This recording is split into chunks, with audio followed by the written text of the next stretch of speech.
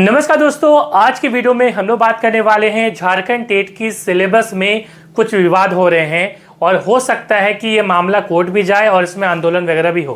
क्योंकि देखिए, इसमें जो सिलेबस दिया गया है स्पेशली क्लास 1 से लेकर 5 तक के सिलेबस, ये काफ़ी विवादास्पद है। ठीक है, आपको मालूम होना चाहिए 2015-16 में टेट हुआ था, उसके बाद अभी फिलहाल 2024 में हो रही है। ठीक है, इसका मतलब है लगभग 8-9 साल के बाद टेट हो रही है। सिलेबस में परिवर्तन किया गया है, उसमें कोई इशू नहीं है, मगर सिलेबस में जिस प्रकार से चीज़ें दी गई हैं आप सोचने पे मजबूर हो जाएंगे कि आखिर ये सिलेबस क्यों दिया गया है।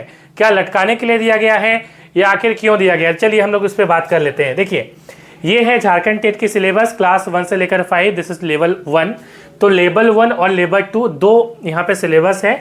लेवल 1 में आप जब सिलेबस देखेंगे, जैसे लैंग्वेज 1 है हिंदी, उसके बाद लैंग्वेज 1 में ये सारी चीज़ें पढ़नी है, इसमें कोई इशू नहीं है, दिक्कत नहीं है।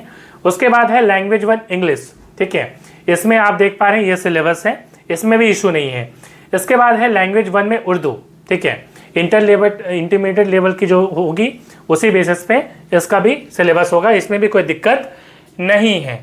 ठीक है, तो यहाँ पे मैं बताता चलूँ कि आखिर सिलेबस में क्या है। देखिए, इसमें से जो तीनों लैंग्वेज देख पा रहे हैं, लैंग्वेज 1 ये इंग्लिश, हिंदी और उर्दू। ठीक है, तो जो उर्दू वाले टीचर होंगे जो उर्दू के लिए अप्लाई कर रहे हैं, उनको उर्दू और इंग्लिश ये लेना पड़ेगा, दो लैंग्वेज। ठीक है, उर्दू इंग्लिश लेना पड़ेगा।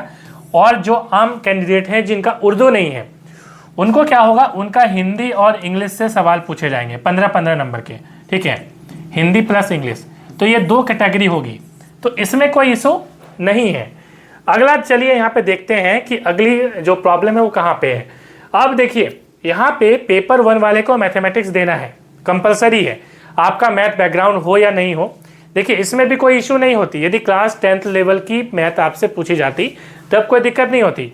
मगर यहाँ पे क्या है, यहाँ पे आपसे पूछा जाएगा डिफरेंशियल कैलकुलस, इंटीग्रल कैलकुलस, मतलब डिफरेंशिएशन, इंटीग्रेशन, जो कि क्लास 12 के सिलेबस में है, 11 के सिलेबस में है, वो आपसे पूछा जाएगा।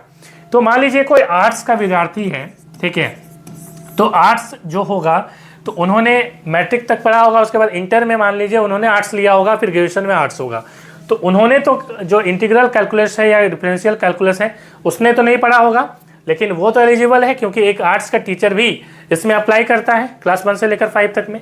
अब उस कंडीशन में उसको मैथ में जब ये पूछा जाएगा तो वो अच्छा कहाँ से बना पाएगा? पहली चीज़, वो बना पाता भी यदि उसके पास टाइम होता। ठीक है, यदि 6 महीने का टाइम होता तो वो फिर प्रैक्टिस कर सकता था, मगर इसमें 1 महीने का समय, जैसा कि बताया जा रहा है कि सितंबर में होगी एग्जाम, उस कंडीशन में काफ़ी ज़्यादा टफ है।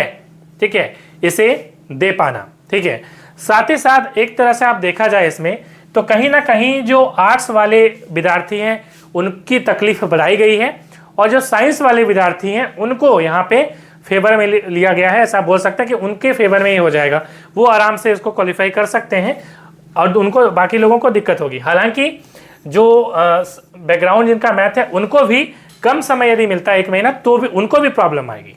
ठीक है, तो आप समझ पा रहे हैं कि मैथ्स का जो सिलेबस है इसमें प्रॉब्लम है।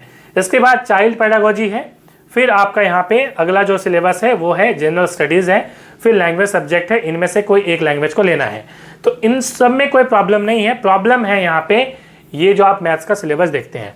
तो इस वीडियो को ज़्यादा से ज़्यादा शेयर कीजिए यदि आपको लगता है कि ये संशोधन इसमें होना चाहिए, क्योंकि लगातार कमेंट्स भी आ रहे हैं लोगों के, और टेलीग्राम ग्रुप भी जुड़ जाइए जहाँ पे आप अपनी बात भी रख सकते हैं। ठीक है, और इसकी डिटेल सिलेबस मैं अगले वीडियो में बना दूंगा, कमेंट यदि आप करते हैं तो। मिलते हैं नेक्स्ट वीडियो में। Thanks for watching.